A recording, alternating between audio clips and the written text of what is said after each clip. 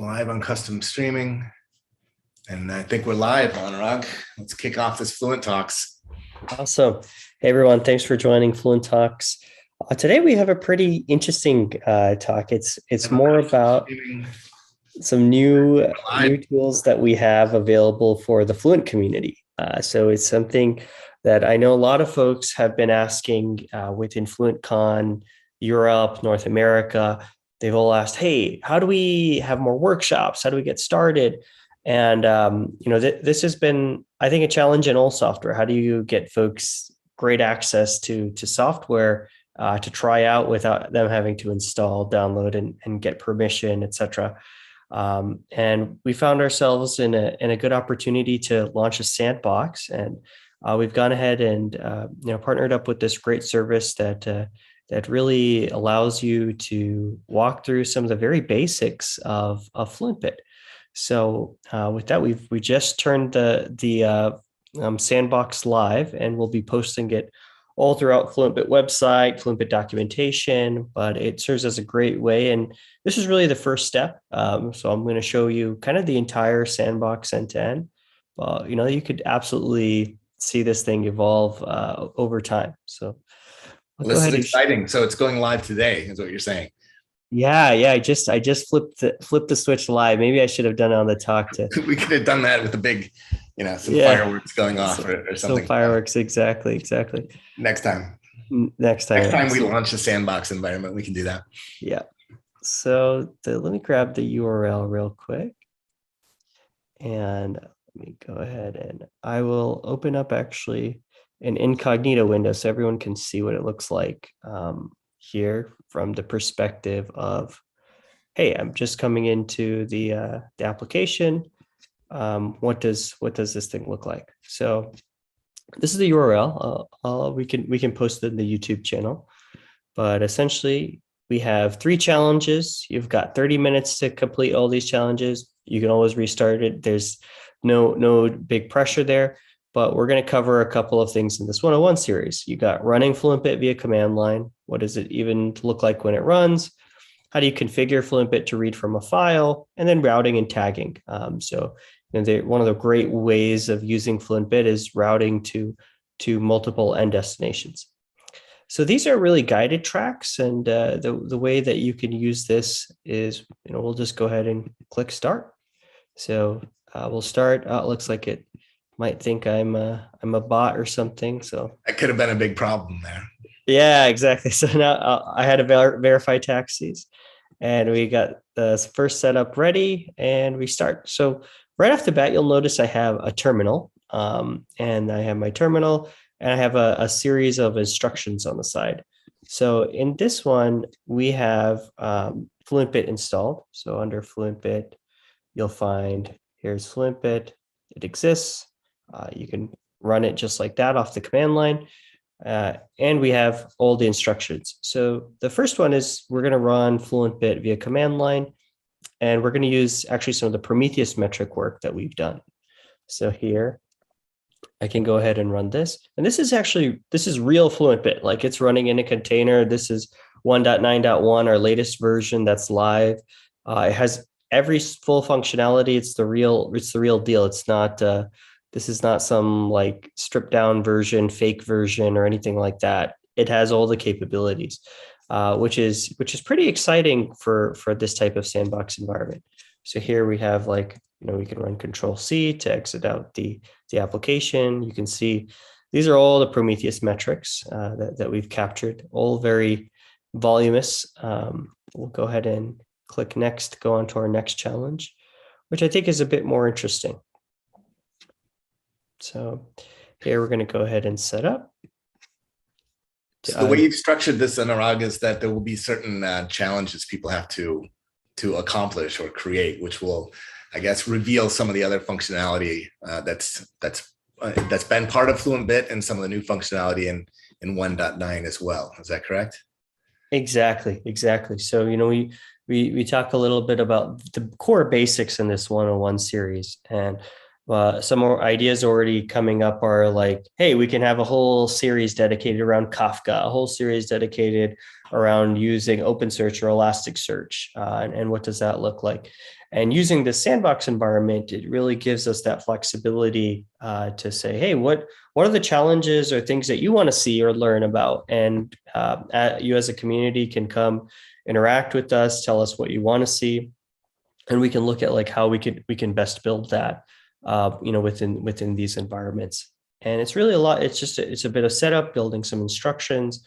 So perhaps there's even a way that if you're a community member, you want to build a Sandbox tutorial or so, giving access to that. Absolutely. That's a great opportunity for the community to get involved. And then for people to request different modules too, we can find out what's most important or most needed. We'd be happy to address those as well. Absolutely. Yeah, I think the best place is probably GitHub discussions at the moment. So if you go to the Fluent Bit GitHub discussions, I'll open that up here in a little bit. Drop that link in the chat right now. Yeah, absolutely. In fact, we should announce this on GitHub discussions too, so folks have the opportunity to play with it. So here in this second module, this one's a little more complex, so I think it's worthwhile walking through, but not too many spoilers, so you can run through the Sandbox yourself. Is within the Sandbox, we also have some fake files. So here we have this access log. Oops. And it just is basically some Apache logs. And you'll see I have some tabs up here too. I can actually edit the FluentBit configuration in the tab here. So, this will give me some instructions. If I want the full documentation, it's also in line within the Sandbox environment. So I could search if I want to look at the tail plugin or something. We could go into the inputs. We can go into tail. And I have that available to me here. And then we can go and copy some of this. Let's see. Some more instructions. Here's the actual thing that I want to copy. Delete, paste, save. And we could just run this, copy that command, come over here. And boom, yeah, we already have all of those records that didn't have any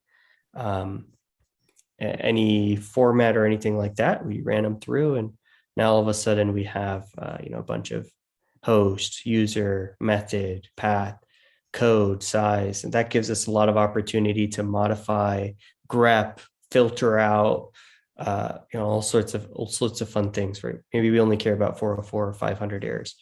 But you can kind of see like this build helps us build into a lot of functionality.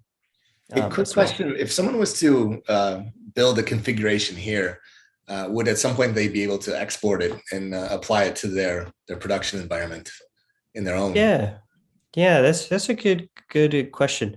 So if it's more like I just want to play with FluentBit, more than welcome to just use this and no need to follow the guides here. You just take out this. You have this entire file at your disposal, and you can basically copy and paste it down and use it in your production environment. I don't know if there's an actual export. Let's see if there's. I think that creates a new file, creates a new folder. We can make a note as a feature request. Yeah, to download, absolutely. So we'll make a note of that for sure.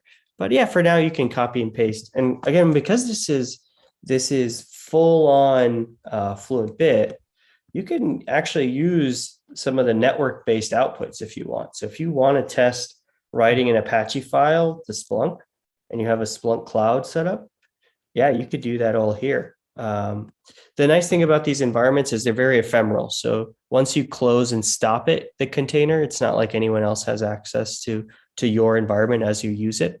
So if you want to try something out, close and kill the container, it will basically go away.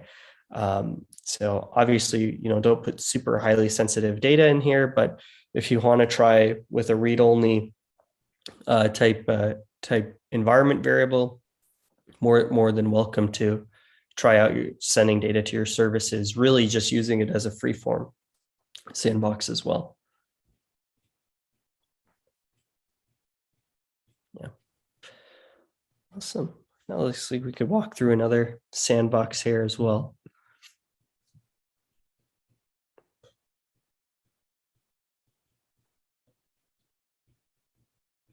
Now, does someone have to have an Instruct account in order to access this? I know it's No, hosted. that's a really good question. So the reason I opened this in incognito was I wanted to be sure I'm accessing it completely without having any login credentials, anything like that. So there's nothing saved at all. Like we don't require you to sign in. We don't require an email. You can just kind of get started on the sandbox as much as you want. And hence why there was a question about, hey, please fill out the taxis or palm trees, because it's as much freedom as we want to give. There's also the ability for abuse, and this kind of helps prevent some of that too. The third module we have is really about routing, and how tags work inside of FluentBit. So within this tagging system that we have and created, you can basically capture all the data that exists on the VM. You can tag it in a specific way. So you can say, hey, I want to route that data to standard out. I want to route that data to Splunk. And in this particular lab, what we end up doing is we configure two inputs, one dummy and one Apache. And within those two inputs, you can say, I only want to listen to dummy data. I only want to listen to Apache data. And this one starts to get into the concept of, hey, we have all these capabilities, all these routing and metadata that get captured at the Fluent Bit side. How do we start making use of that? Now, I think one of the fun things that we have in this track as well, and I'll just open this another one on the side so we don't have to restart, is coming soon. We'll talk a little bit about like reducing data and costs with filters. How does that work? How can you make use of that? We'll talk about routing data to multiple destinations. So if you're using something like output to OpenSearch or to Splunk, how can you basically route data to both of those? And actually, one of the other fun things here is like with Calyptia, since we make a lot of this really, really simple and easy, we'll have sandboxes of our Calyptia product as well. So Calyptia Enterprise, how to get started with that, how to use that, and really how to how to go about leveraging that in a production environment, in a Kubernetes environment, if you have that installed or not.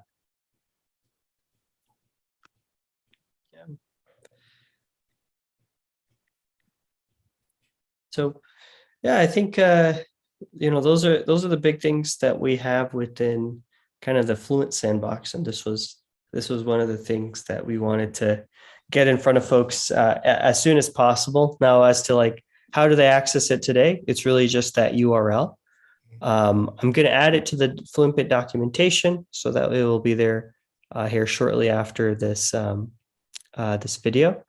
And we'll look at how do we add it to the FluentBit homepage as well. So that will make it super awesome for folks who are just visiting FluentBit.io and want a taste of, hey, how do I look at this thing in a sandbox environment versus having to download it.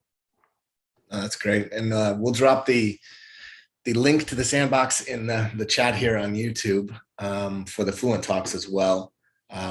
But I think this is really powerful. You get to figure out how to use FluentBit and realize all the benefits that it could provide you in your production environment without any of the barriers to having to learn to deploy and configure it yourself.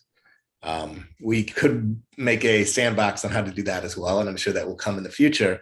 But for now, I think it's great that we're just showing the power of the solution and what it could do for you.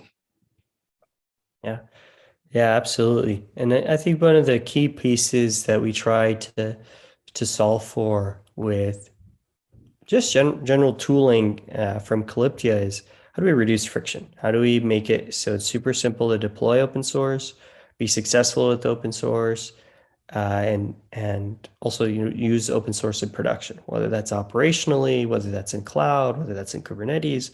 and having some various products and tools that account for that. That's great. So just to reiterate some of the things he said, so I realized I got him correct. To access this, there's no requirement to provide any identification. It's an ephemeral environment, so everything that you create is gone once you turn it off. So we don't store any of the content or data either. It's purely for your use and your education. We've got a number of modules already, some challenges there. We plan to build more with integrations to other technologies for routing, for filtering and things like that. So you can learn even more. Anurag, we did get a couple questions about a certification for FluentBit. Is that something we're thinking of putting here or somewhere else? Is that in the works? I know a lot of people would be interested in obtaining that credential. Yeah, absolutely.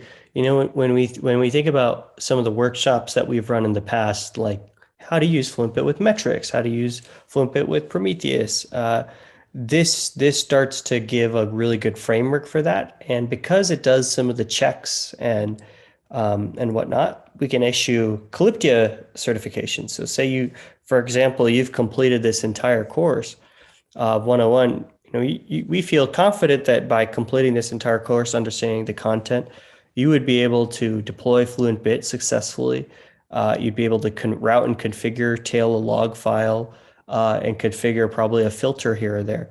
And this is a 101. So, absolutely certifications, at least Calyptia sponsored certifications are things that we'd feel comfortable issuing where, you might have 5 or 6 of these types of courses and get a course completion certificate at the end of them. And a FluentBit fully certified engineer, that probably needs to be defined a little bit, but yeah, why not?